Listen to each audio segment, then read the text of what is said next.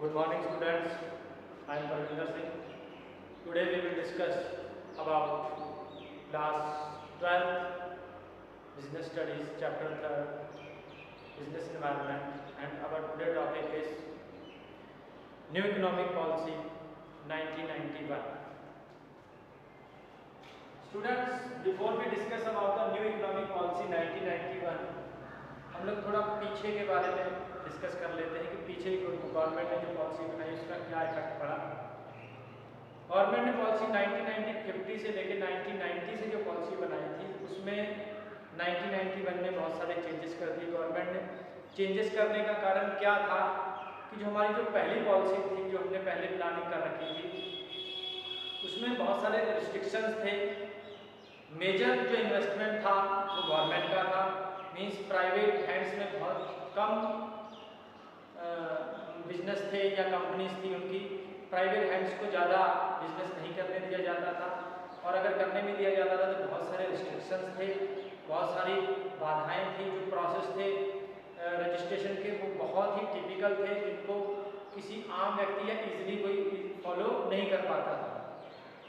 तो गवर्नमेंट को day by day क्या होता गया, लॉस क्या हो गया कि हम लोग वर्ल्ड बैंक से लोन लेते हैं। अगर हमें कोई भी जरूरत पड़ती है गवर्नमेंट को किसी भी पैसे की, तो वर्ल्ड बैंक से या IMF से लोन लिया जाता है। तो जब लोन हमारे ऊपर बहुत ज़्यादा हो गया, खर्चे गवर्नमेंट के बहुत ज़्यादा हो गए, रेवेन्यू बहुत कम हो गया, तो उन्होंने एडवाइस किया कि आप अपनी इकोनॉमिक पॉलिसी में क्या कीजिए, चेंजेस कीजिए। अगर आप चेंजेस नहीं करते हैं तो हम आपको नेक्स्ट लोन पे जो लोन सेंक्शन करने हैं वो ज़्यादा नहीं कर पाएंगे, क्योंकि पहले ही आप जो लोन बहुत ज़्यादा हो गया है और वापस आप नहीं कर रहे हैं, इंटरेस्ट भी पे नहीं कर रहे हैं। तो वर्ल्ड बैंक के दबाव में आके गवर्नमेंट ने कुछ मेजर डिसीजंस लिए। 1991 पॉलिसी के नाम से इसको लिया गया है, क्योंकि इससे पहले हमारे पास इतना पैसा नहीं था कि हम इंटरेस्ट भी पे कर पाए। क्योंकि आपको पता ही है कि गवर्नमेंट कंपनीज में जो ऑफिसर्स होते हैं उनका काम करने का तरीका कैसा होता है, बहुत सारा पेपर वर्क बहुत था, बहुत सारी फॉर्मेलिटीज़ थी, तो वो ज़्यादा उनके डेवलपमेंट के बारे में नहीं सोचते थे। बट 1991 में हमारे जो फाइनेंस मिनिस्टर थे डॉक्टर मनमोहन सिंह, उन्होंने पॉलिसी चेंज की 1991 में। उन्होंने उसका नाम रखा गया, शॉर्टकट में बोलते हैं इसको, शॉर्ट नेम है LPG, means liberalization, privatization and globalization. तो आज इसमें हमने बनाने का कारण मैंने आपको बता दिया कि हमारी स्थिति इस मोर डेवलपमेंट हम नहीं कर पा रहे थे। पुरानी पॉलिसीज हमारी ऐसी थी जो ज़्यादा गवर्नमेंट इन्वेस्टमेंट करती थी, गवर्नमेंट इतना ज़्यादा डेवलपमेंट नहीं ला पाई। तो उन्होंने डिसाइड किया कि हम लोग नई पॉलिसी चेंज करेंगे, नई पॉलिसी बनाएंगे जिसमें 3 वर्ड दिए गए, liberalization, privatization and globalization. First of all we discuss about the liberalization. Liberalization means होता है लिबरल कर देना, कुछ चीज़ों में बहुत सारी क्या दे दी गई, छूट दे दी गई। छूट कैसे, मतलब कि उदारता दिखाई गई। गवर्नमेंट ने जितने भी हमारे जो लाइसेंस का जो प्रोसेस था, कुछ कंपनीज को छोड़ के या कुछ सेक्टर को छोड़ के लाइसेंस ही उन्होंने खत्म कर दिया। आप बिना लाइसेंस के आप बिजनेस कर सकते हैं, कुछ कंपनीज को छोड़ के। और जो no restriction on the expansion and growth, पहले 1991 से पहले ये रिस्ट्रिक्शंस था कि आप अगर बिजनेस ग्रोथ करना चाहते हैं, आगे बढ़ाना चाहते हैं, मान लो एक फर्म से दूसरी फर्म या एक कंपनी से दूसरी कंपनी खड़ी करना चाहते हैं, तो आपको पहले गवर्नमेंट से परमिशन लेनी पड़ेगी। उसके ऊपर भी आफ्टर लिबरलाइजेशन ये रिस्ट्रिक्शन हटा दिए गए कि आपको कोई रोक टोक नहीं है, आप कितना ही बड़ा बिजनेस कर दीजिए, आपको उसको कोई भी फॉर्मेलिटी या किसी से कोई परमिशन लेने की जरूरत नहीं। नेक्स्ट क्या उठाया गया, reduce the tax rate. Tax rate पहले बहुत ज़्यादा थी, क्योंकि गवर्नमेंट को इनकम नहीं हो रही थी, तो उन्होंने टैक्स रेट बहुत ज़्यादा कर रखे थे, इसीलिए लोग वो बिजनेस सेक्टर में नहीं आते थे। जब उन्होंने टैक्स रेट कम किए तो बहुत सारे नए इन्वेस्टर्स आ गए पैसा लगाने के लिए। अब टैक्स कम है तो हमारी जो इनकम जो होगी वो हमें ज़्यादा बचेगी। तो गवर्नमेंट ने लोगों से इन्वेस्टमेंट कराने के लिए टैक्स रेट में क्या कर दी, कमी कर दी। Next, liberalisation in the import and export process, means हमारा जो इंपोर्ट और एक्सपोर्ट होता था। इंपोर्ट मीन्स मैं आपको बता दूं, इंपोर्ट मीन्स होता है जब हमारा कोई सामान बाहर से आता है जो इंडिया में अवेलेबल नहीं होता है, टेक्नोलॉजी हो गई या गुड्स हो गई या सर्विसेज हम प्रोवाइड उनके ऊपर बहुत सारे रिस्ट्रिक्शंस थे। ऐसे ही एक्सपोर्ट के ऊपर थे, यहाँ से भी जाने में बहुत सारे हमें फॉर्मेलिटीज़ को पूरा करना पड़ता है, एक प्रोसीजर है उसको फॉलो करना पड़ता है, रिस्ट्रिक्शंस थे। उसको भी गवर्नमेंट ने क्या कर दिया, लिबरल कर दिया, मीन्स थोड़ी इसमें क्या कर दी गई, छूट दे दी गई कि आप आसानी से इम्पोर्ट एंड एक्सपोर्ट कर सकते हैं। नेक्स्ट था easy procedure to foreign capital, means foreign companies को भी इन्वाइट किया गया कि आप भी आइए। उसका प्रोसीजर क्या कर दिया गया, बहुत ही लिबरल ईजी कर दिया गया।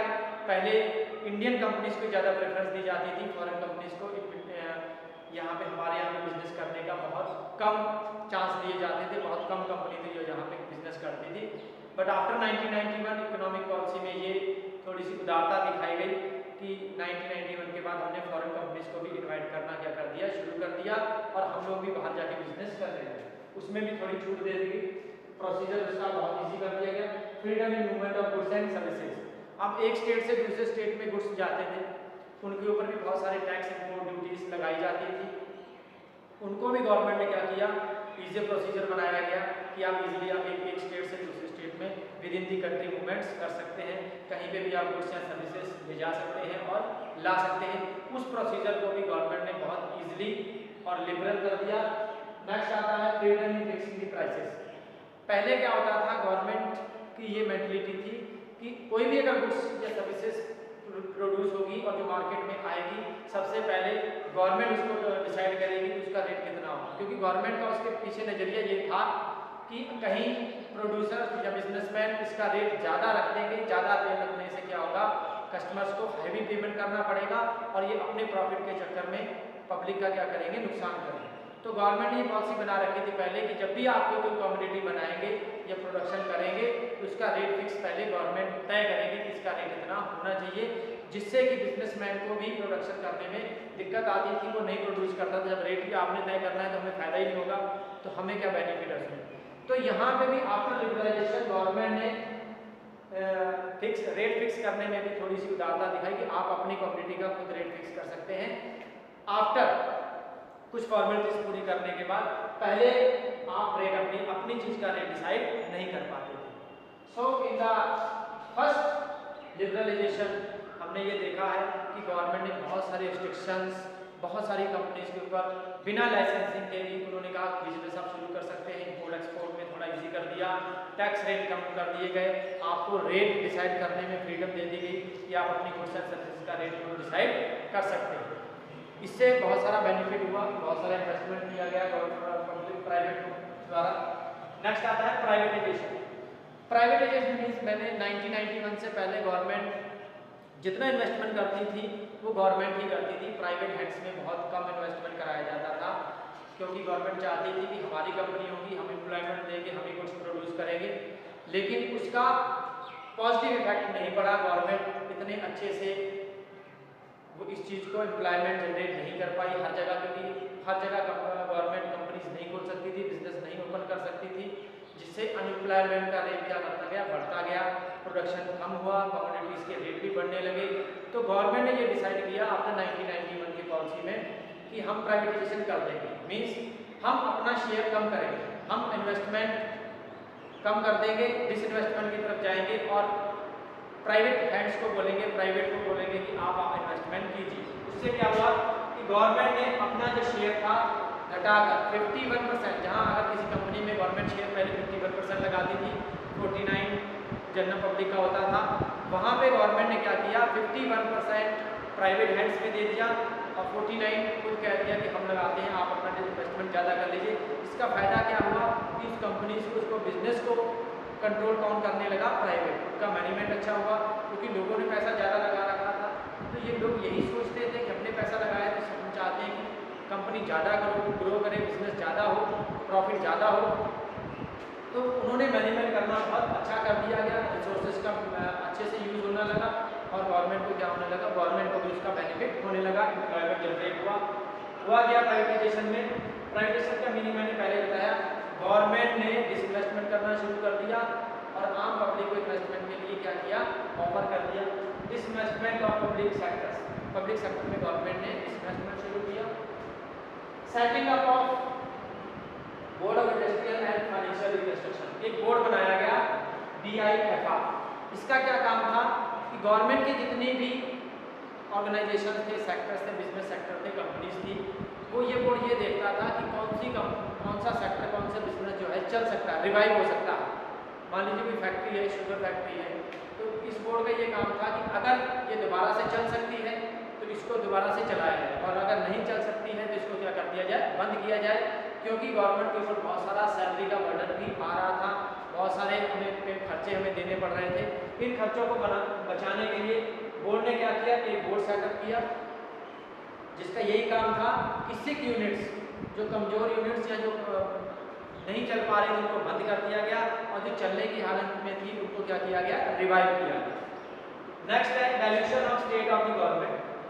मतलब गवर्नमेंट ने अपना हिस्सेदारी क्या कर दी, कम कर दी। जहां गवर्नमेंट 100 रुपीज़ में से 51 रुपीज़ लगाती थी, 49 आम पब्लिक का होता था, वहां पे गवर्नमेंट ने 49 खुद का शेयर कर दिया और 51% किसका शेयर कर दिया, आम पब्लिक का, जिससे कि उनकी जो इन्वॉल्वमेंट था गवर्नमेंट का कम हुआ, प्राइवेट हैंड्स में बिजनेस गया, मैनेजमेंट अच्छा हुआ, एफिशिएंट हुआ, प्रोडक्शन बढ़ा, परफॉर्मेंस अच्छी आई, एम्प्लॉयमेंट जनरेट हुआ। So the next is privatisation. इसका भी सीधा इफेक्ट हमारी इकोनॉमी में पड़ा, जिसका हमारा इकोनॉमिक डेवलपमेंट और ज़्यादा होने लगा। Now the third component of the economic policy 1991 is globalisation.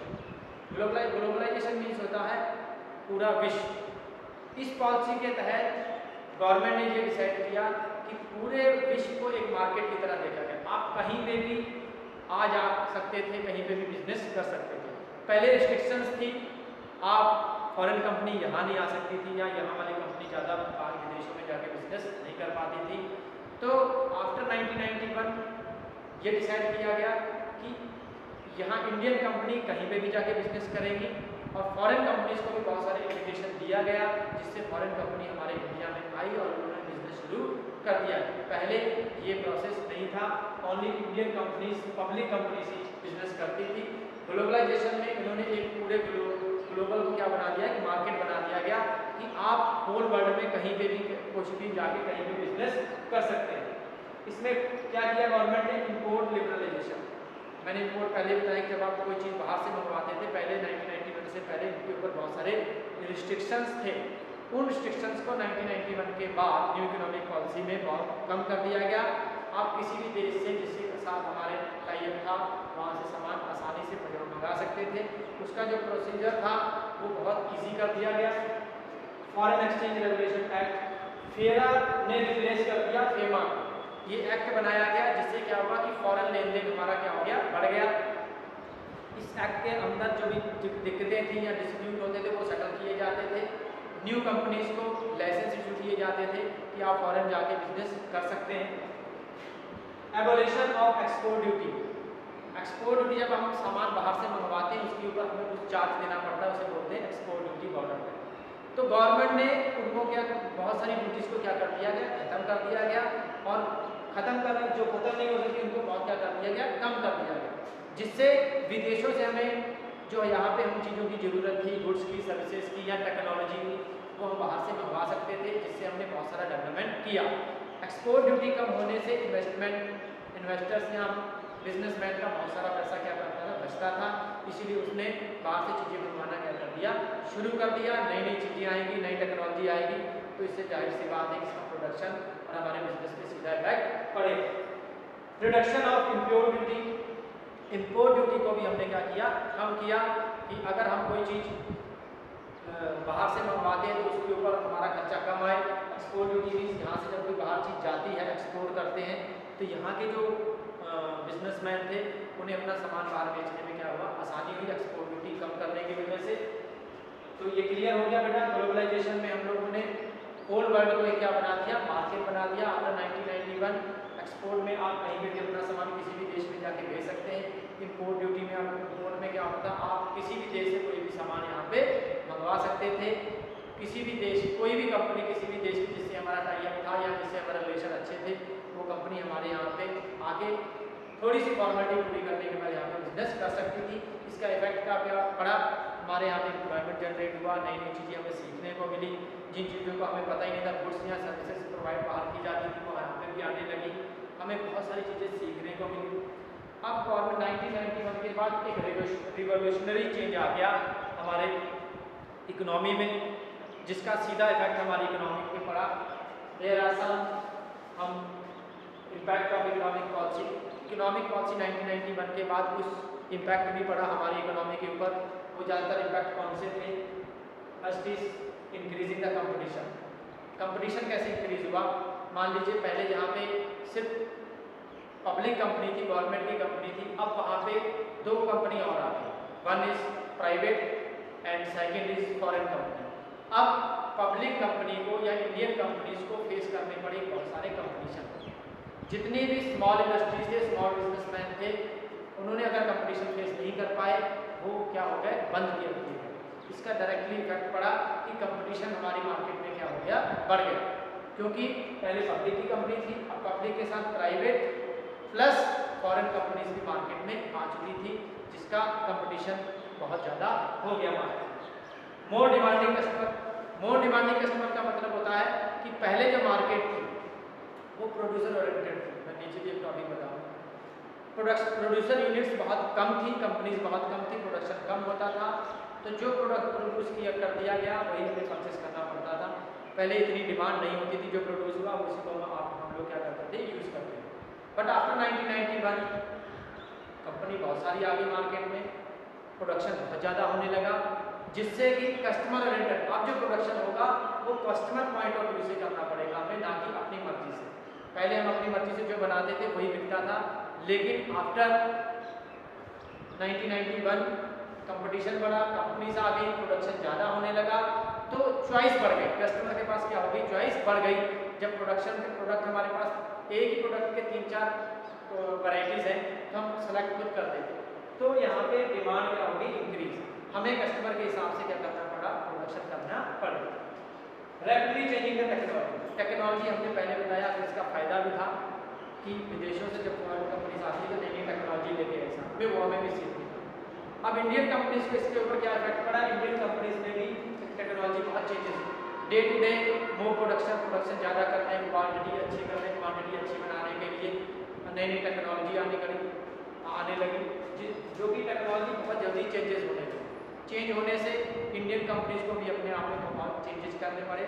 जो इस हालत में नहीं थे, इतना पैसा नहीं लगा सकते थे, वो कंपटीशन से बाहर हो गए, मार्केट से आउट हो गए, जिसका इफेक्ट ये पड़ा कि पहले मैंने बताया सिर्फ स्मॉल बिजनेसमैन यहाँ से खत्म हो गया, और जो बड़ी कंपनी से जिन्होंने इस चीज़ को फेस किया, नई टेक्नोलॉजी को चेंजेस करने में, अडॉप्ट करने में, वो सही रहे। पहले से पता लग गया उनके पास इतना पैसा, फाइनेंशियल रिसोर्सेज थे, उन्होंने इस टेक्नोलॉजी को अपनाया। सो ये थर्ड इफेक्ट ये पड़ा 1991 की पॉलिसी के बाद, लिबरलाइजेशन, प्राइवेटाइजेशन, ग्लोबलाइजेशन का, कि टेक्नोलॉजी बहुत चेंजेस होता है। Day to day changes environment में बहुत। पहले क्या होता था? जो हम पॉलिसी बनाते थे वो लंबी चलती थी। क्यों? क्योंकि हमारे पास कोई भी कंपटीटर नहीं था, कोई फॉरेन कंपनी, कोई टेक्नोलॉजी बेस। हमें पता था कि ये चलता ऐसे ही चलेगा, कोई ज़्यादा चेंजेस नहीं आए। बट 1991 के बाद मार्केट में बहुत जल्दी क्या होने लगा? चेंजेस होने लगे। Need for the development the human resources. अब जब टेक्नोलॉजी चेंजेस आई तो हमें नई चीज़ें सीखनी पड़ेगी, नया जो डेवलप ह्यूमन रिसोर्सेज करना पड़ेगा, कि जितने भी हमारे एम्प्लॉयज़ ने उनको ट्रेन करना पड़ेगा कि जो नई टेक्नोलॉजी उसको सीखने के लिए, या उन क्वालिफाइड एम्प्लॉयज़ को रखना पड़ेगा जो कि नई तरह के बिजनेस को वो अडॉप्ट कर सके, नई तरीके से प्रोडक्शन कर सके, नए तरीके से काम कर सके। सो 1991 के बाद हमें ह्यूमन डेवलपमेंट रिसोर्सेज के बारे में भी बहुत सोचना पड़ा, उनको ट्रेनिंग करानी पड़ी, नई नई चीज़ें उन्हें सिखानी पड़ी। नेक्स्ट आता है मार्केट ओरिएंटेड। मार्केट ओरिएंटेड का मतलब, पहले जो मार्केट डिपेंड किस पे करती थी? प्रोड्यूसर के ऊपर। आफ्टर 1991 के बाद बहुत सारे चेंजेस हो गए, उसकी वजह से अब मार्केट कन्वर्ट हो गई कस्टमर ओरिएंटेड।